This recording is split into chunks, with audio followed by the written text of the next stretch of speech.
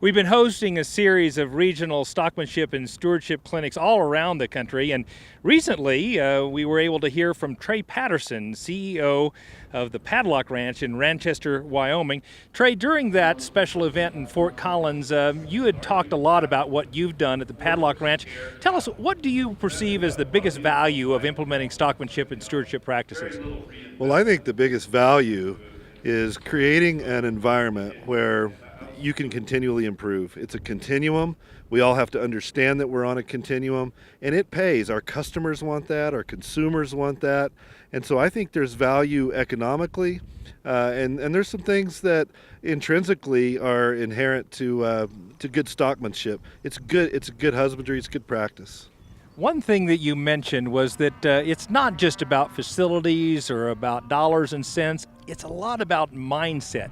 What did you mean by that? Oh, it really is in the mind, and it's about getting people to understand that our role in handling cattle is not to go out and just get the logistics done. It's about taking care of this animal. We want them to be productive. We want them to be healthy. We want our people to be healthy. And so it's about getting this mindset that we're here today when we're working these cattle to create a productive response in them, not the other way around, not to get our job done and go home. You know, you commented the number of people you have working at the Padlock Ranch, and yet the numbers of cattle each one of those individuals are responsible for. Tell me, how do you convince employees of yours to maybe take things a little slower and do things right as opposed to just getting things done and moving on? Well, I think a big part of it is communicating the importance of it. It's a leadership culture, and then allow them to fail. It's not an expectation that we're all going to be experts at this today.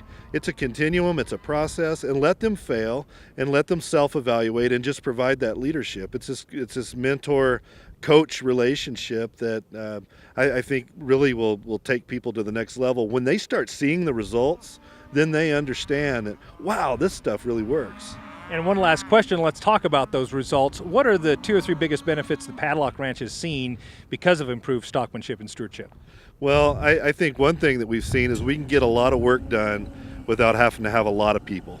And we need high quality, high skilled people, and not just anybody can come in the door and do that. And so we've been able to keep our labor budgets reasonable.